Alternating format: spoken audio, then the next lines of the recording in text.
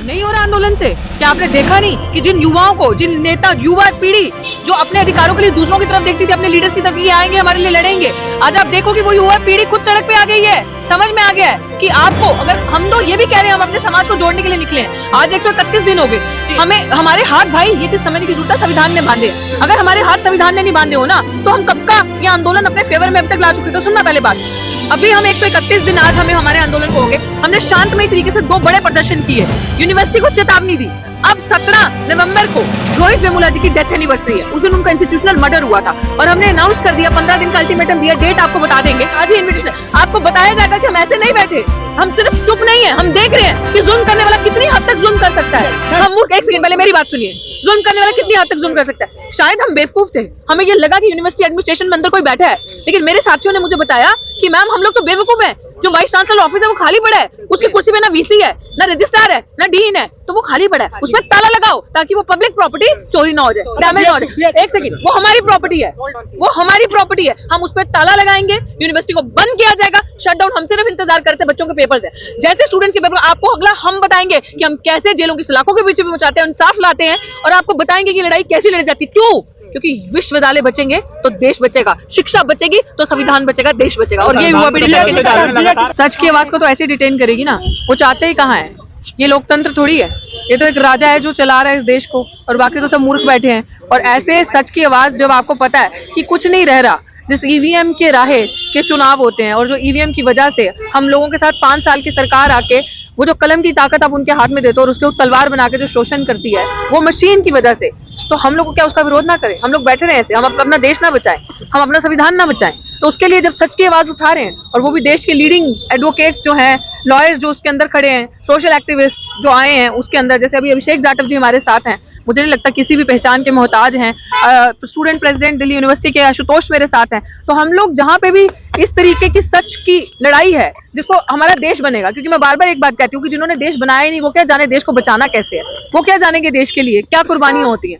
अब आप ये चीज बताओ कि जिस देश में ईवीएम बनी, जर्मनी, उस देश में अगर वो मशीन बैन है, और मशीन को तो कोई भी हैक कर सकता है ना यार, और आप उस मशीन के रहे 5 साल लाके सरकार बनाते हो, और जहां जो मन आपका करे वहां वो सरकार ले आओ, चलेगा, हम देखते रहेंगे।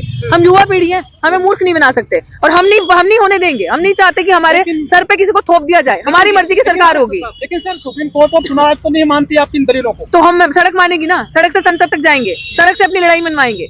अगर वो आवारा हो चुके हैं तो सड़कें सुनसान नहीं रहनी चाहिए, और हम नहीं रहने देंगे, इसी के लिए तो हम लड़ रहे हैं। विकल्प क्या है हमारे पास अगर हम लड़ेंगे नहीं तो?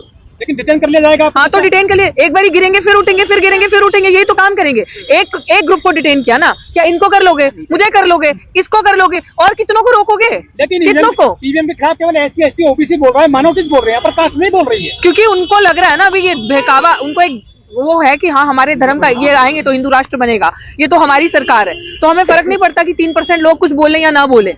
हम 85% से ज्यादा हैं, हम मूल निवासी हैं, हमारा फर्ज बनता है। मैंने आपको पहले ही बता दिया, जिन लोगों का देश में कोई कंट्रीब्यूशन ही नहीं है उनसे आप क्या उम्मीद करोगे वो कैसे बचाएंगे? It is our responsibility. अगर हम युवा सड़क पे नहीं आएंगे आज, तो कल हम आपको सड़क पे ही मिलेंगे, हमसे सब कुछ छीन लिया जाएगा। आप सोच लो ना, आप मानते हो ये लोकतंत्र है, ये डेमोक्रेसी है? आप मानते हो? जब जो ऑफिसर ऑफ द कोर्ट है, जो कानून के बारे में बताएगा क्या सही क्या गलत, उनको ही लीगल टर्म्स जो बताएगा उनको इलीगल तरीके से डिटेन किया जा रहा है, क्योंकि वो सच की आवाज उठा रहे हैं, वो हक की बात है। लीडर नहीं आ रहे madam, Who are political leaders? Any of the party, yeah. Do you expect anything? The political leader who is sitting in BJP, they will ever raise your voice? Yeah. And to the best of my understanding, there is no opposition. There is no opposition. If you see, हम लोग opposition हैं, वो opposition नहीं है। Opposition खत्म है, opposition आज ये है, ऑपोजिशन आज मैं हूँ, ऑपोजिशन आज ये है। That's why हमें सड़क पे आना पड़ता है। एक सेकेंड, इनका जवाब या अगर आज कोई लीडर्स अपना काम ढंग से कर रहे होते तो हमें सड़क पे आने की जरूरत नहीं पड़ती। हम लोग सड़क पे क्यों हैं? देखिए मेरी बात सुनिए, सबसे पहले तो आज सड़क पे अगर हमें उतरना पड़ रहा है तो इसीलिए उतरना पड़ रहा है।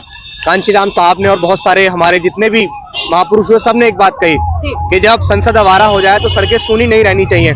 लेकिन आज ये नजर आ रहा है कि हमारे जितने भी पॉलिटिकल लीडर हैं वो भी आवारा हो चुके हैं, उन्हें उनके कानों पे भी जू नहीं रेंग रही है। यहाँ सिर्फ ईवीएम का मुद्दा नहीं है, बहुजन समाज के बाद बहुत सारे मुद्दे, मुंह रखने पे हत्याएं हो जाती हैं, पानी का मटका छूने पे हत्याएं हो जाती हैं, रोहित वेमुला जैसे कांड हो जाते हैं, पायल तड़वी जैसे कांड हो जाते हैं, जितेंद्र मेघवाल, इंद्र मेघवाल, इन सारे मुद्दों पे हमारे नेता कहाँ है? आज देश के अंदर सुप्रीम कोर्ट के अंदर बैठ के, हाई कोर्ट के अंदर बैठ के जज कोई भी फैसला सुना देते हैं, लेकिन जिन नेताओं को हमने वोट के अधिकार से ताकत देकर सत्ता की कुर्सी तक पहुंचाया भी है, 4 बार मुख्यमंत्री भी बनाया, उनके साथ साथ आज भी बहुत सारे नेता हैं जिनको हमने ग्लैमरस नेता भी बनाया, लेकिन उन लोगों के कानों पे जू नहीं रेंगती है तो हमें तो उतरना ही पड़ेगा ना।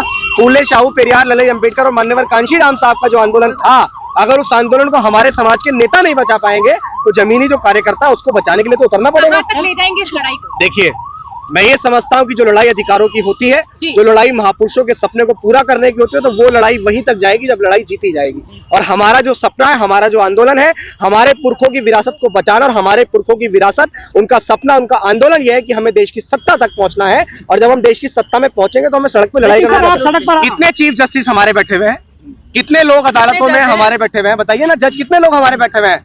जब हम लोग सरकार में जाएंगे, आज सड़क पे हमें क्यों उतरना पड़ रहा है? मैं फिर आपको कहूंगा कि हमारे समाज के जितने भी नेता हैं वो बहरे हो चुके हैं। हमारे समाज के जितने भी नेता हैं मुंह से रेशम के धागे निकाल रहे हैं, लेकिन क्रांतिकारी नेताओं को मुंह से रेशम के धागे नहीं निकालने चाहिए। राहुल गांधी भारत जोड़ो यात्रा तो कर रहे हैं। देखिए, मैं फिलहाल किसी अदर पॉलिटिकल लीडर पे टीका टिप्पणी नहीं करूंगा। मैं फिलहाल डॉक्टर अंबेडकर, फूले शाहू और तमाम लोगों की विरासत को जो लोग चला रहे हैं, जितने भी नेता हैं, मैं माननीय बहन जी की बात करूंगा, मैं चंद्रशेखर आजाद की बात करूंगा, उदित राज की बात करूंगा, वामन विश्राम की बात करूंगा, प्रकाश अंबेडकर की बात करूंगा, रामदास अठावले की बात करूंगा। जब हमारे पास एक से एक नेता है, मैं क्या कह रहा हूं, जब एक से एक नेता है हमारे समाज के पास, बशर्ते हमें उनको सुधारने की जरूरत है। क्या राहुल गांधी, क्या प्रधानमंत्री मोदी, हमारे समाज के पास भी एक से एक नेता है। सुनी जाए तो ठीक, नहीं सुनी जाए तो क्या करेंगे? सड़क, देखिए सड़क है ना एक मार्ग। हमने क्या बताया, हम जब प्रधानमंत्री जी को घेरने के लिए सड़क पे आते हैं, ईवीएम के खिलाफ सड़क पे उतर के आ जाते हैं, कहीं हमारे साथ एट्रोसिटी होती है तो सड़क पे आ जाते हैं। मैं तो आह्वान करना चाहता हूँ देश के जितने भी बुद्धिजीवी हैं, आह्वान करना चाहता हूँ समाज के नौजवानों से भी कि अपने नेताओं को घेरने के लिए भी सड़क पे आना पड़ेगा। वो जो 3 लोग पकड़े गए हैं IIT BHU में, किस तरीके से महिलाओं के साथ उत्पीड़न होता है, उनके साथ रेप होता है, लेकिन बाद में जब पूरा इन्वेस्टिगेशन के बाद पता चलता है कि तीनों लोग कौन थे, तीनों लोग बीजेपी RSS के IT सेल के मेंबर थे। मतलब कितनी शर्म की बात है, जिस संसदीय क्षेत्र का सांसद खुद हमारे देश का प्रधानमंत्री हो, और जो IIT BHU ऐसा संस्थान जो यहाँ पे नामी ग्रामी लोग जहाँ से निकलते हो, उस क्षेत्र में बीजेपी के, खासकर RSS और बीजेपी के IT सेल के लोग जाकर गाड़ियों पर जाकर उनके वहां के महिलाओं के स्टूडेंट के साथ रेप करते हैं, बलात्कार करते हैं। इससे ज्यादा शर्मनाक बात किसी की हो ही नहीं सकती। ये देश का कैसा माहौल हो सकता है? अभी एक भाई साहब ने पूछा कि आंदोलन से कुछ नहीं होता। मैं मानता हूं कि आंदोलन ही एकमात्र रास्ता है इस देश में तमाम महिलाओं, आदिवासियों, दलितों और तमाम पिछड़ों, SC ST OBC के, उनके आजादी का, क्योंकि बिना आंदोलन के हमें कुछ मिल ही नहीं सकता। सड़कों पे युवा भी सड़कों पे, वकील भी सड़कों पे हैं, सांसद भी ड्राइवर भी सड़कों पे आ गए, सांसद भी सड़कों पे हैं। सांसद है हमारे 141 जो सस्पेंड हुए वो भी सड़क पे हैं। 141 सांसदों को पार्लियामेंट से निकाल दिया गया, और यहाँ पर प्रोफेसर्स को यूनिवर्सिटी से निकाल दिया जा रहा है, वकीलों को कोर्ट से निकाल दिया जा रहा है, और हम जैसे लोगों को अपने घरों से, अब तो घरों पे बुलडोजर चलने लगी है। ये कैसा राम राज्य है, ये कैसा हिंदू राष्ट्र है, जहाँ पर तमाम उन्हीं के लोगों को उनके घर टुटवाने, वहां के उन्हीं के यूनिवर्सिटी से निकलवाना, उन्हीं के कोर्ट से निकलवा के पुलिस थाने भेजना, संसद पार्लियामेंट से तमाम सांसदों को बाहर भेजना, ये कैसा राम राज्य? यहाँ से हाँ, यही देखो, जो बलात्कारी लोग होते हैं उन पर बुलडोजर नहीं चलता। सविता रॉय जैसी व्यक्ति जो DUSA संस्थान में, एक बड़े संस्थान में बैठ के इतनी नीच हरकत कर रही है, जो जातिवाद का एक मुखर चेहरा दिल्ली यूनिवर्सिटी में उभर चुके, जिसका चेहरा खोलने का काम डॉक्टर इतुर हम जैसे लोगों ने किया है, और IIT BHU जैसे जो लोग रेप करते हैं उनके घर बुलडोजर चलती, लेकिन